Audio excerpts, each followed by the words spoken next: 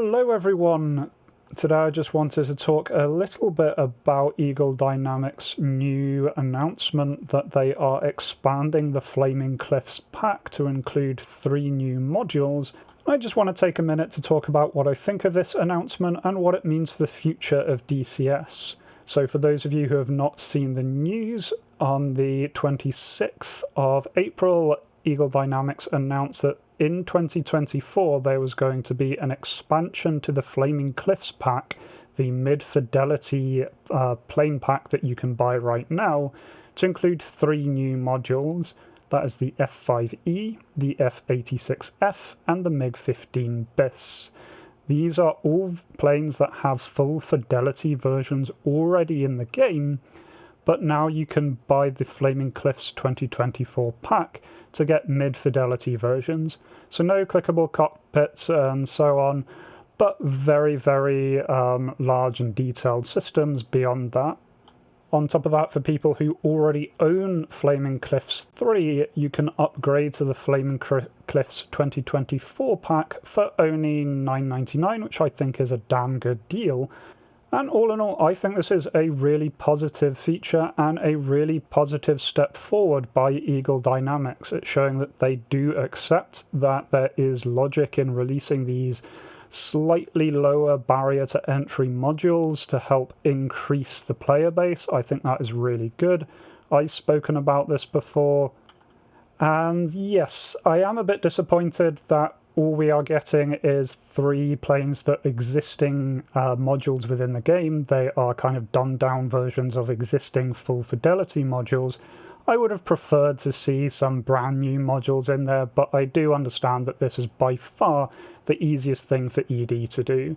They can quickly take their existing modules, repackage them in this low fidelity format, and sell them at really quite a discounted price. 10 quid for 3 modules is damn good. And again, personally, I would have loved to see this as a World War II pack, as I have talked about before. I think the World War II era has a lot of potential and could really use a little bit more love, but I totally get going for the early Cold War.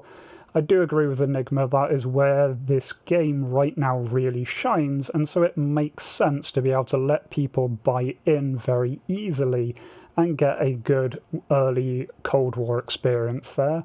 Particularly the F5E, absolutely capable at early and mid-Cold War, and then the Sabre and the MiG-15, both really good at that early Cold War.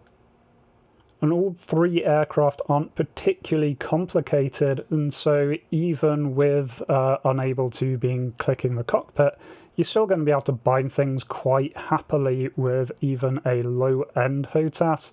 And so these are really great entry systems for new people wanting to try out DCS for the first time. And I think the biggest impact this is going to have is that just lowers that paywall. Now, if you want to get into, say, Enigma's Cold War, all you need to do is get the Flaming Cliffs 2024 pack, and you can at least play on it. Or you would be able to if Enigma hadn't come out and announced that he was not going to put these planes on his server, which I think is a mistake. I understand that there is physically limited room on the airfields that we have in-game now, and so adding these modules will take away from other positions able to be occupied by other planes. But I still think this would be a really good idea, particularly on the 60s rotation. Enigma has said he doesn't want the A10 and the Su-25. He's only grudgingly added them back in so that people with Flaming Cliffs 3 can still play in the server when it's on the 60s rotation. And I think it would be a much better idea to drop the A10, drop the Su-25 from the 60s rotation, and add in this mid-fidelity F86 and MiG-15. Those are ideal fits for the 60s rotation. The Sabre is already my favourite plane to fly on the 60s rotation. It can do a huge amount, and I expect the mid-fidelity version will be able to compete just as well. And that way you would get rid of this kind of anachronistic A10 and SU25 that don't really fit. I do agree with his logic there.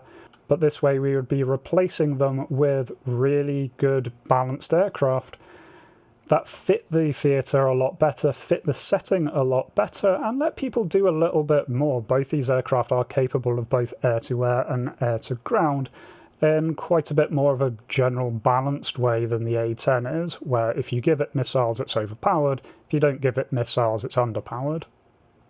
And again, what that would do is really bring down the cost. Just need to pick up Flamecliff's 2024 and all of a sudden you can get a really excellent early Cold War experience.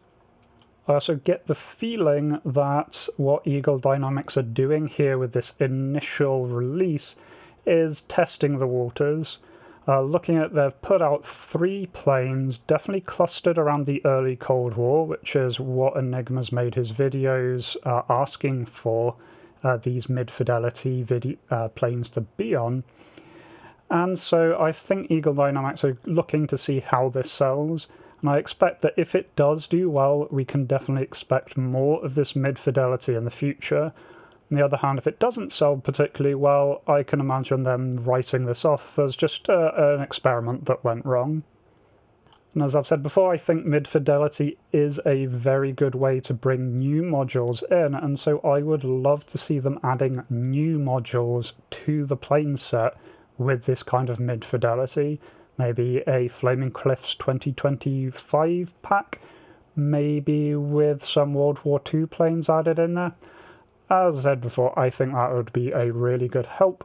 Either way, I'm quietly happy with this. I'm not ecstatic. I think it certainly could have been a little bit better, but it's still good. It's still a step in the right direction, and I'll give Eagle Dynamics credit where credit is due. Anyway, that's my opinion. I would love to hear what all of you think about this. If you think it's a good idea, if you think it's a brilliant addition, or if you think this is just a lazy cash grab, let me know down below in the comments. Really interested to see what everybody's take is on this. I've heard a lot of different views. This is just my personal one.